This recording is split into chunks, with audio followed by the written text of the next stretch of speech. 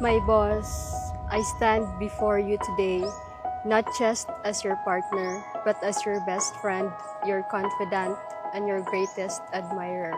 I went to sleep, counting the stars, then I woke up on the sun. I vow to continue loving you, even in the moments of distance, because I know our love is stronger than any separation. I could see all the dark places that I used to hide in. Now that I promise to never let go of our dreams, to keep building a future with you, no matter the challenges life may bring.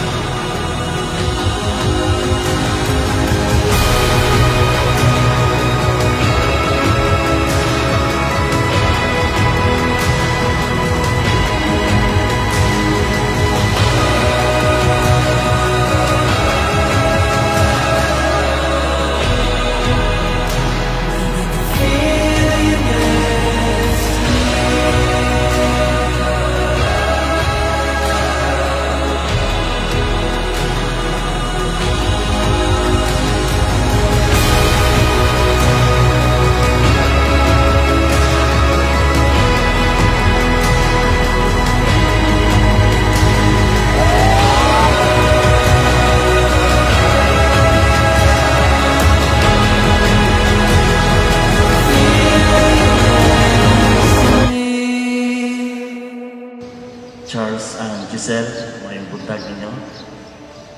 Mga katawan sa Diyos, mayong buntag ninyong tanan. Kini adlaw, mo kini ang adlaw nga si Giselle o si Charles malipayon nga modawan sa sakramento sa kabinyoan. I'm mesmerized, terrified, but I've never felt more alive. With this vow, I promise that no matter the distance, I will always be here for you.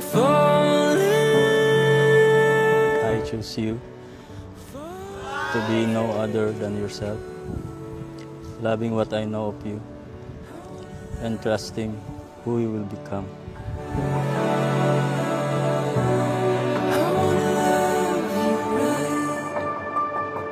Salamat sa tanan, boss, for being consistent, for giving me peace of mind.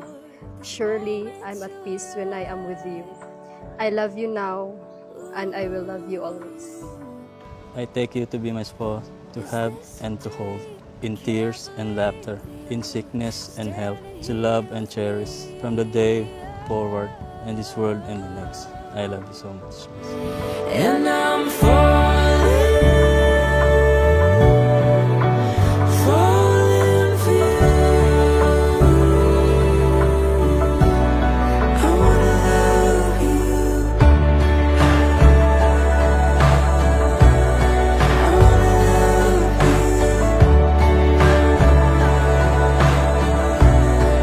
wanna love you right.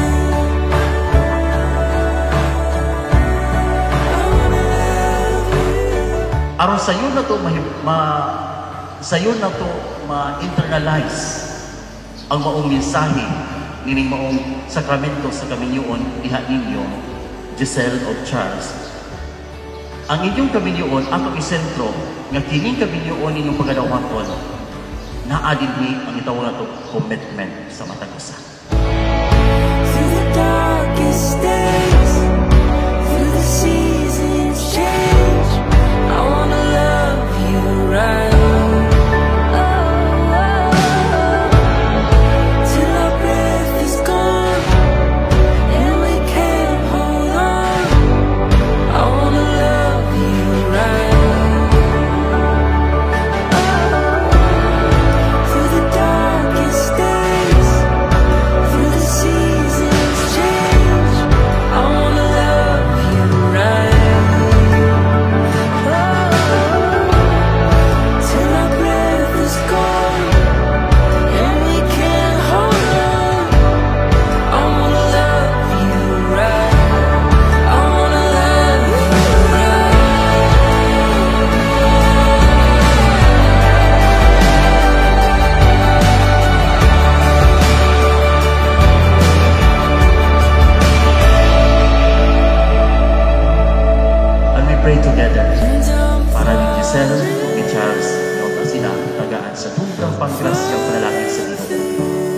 adlaw sa nagkasal kung sumabot pa mga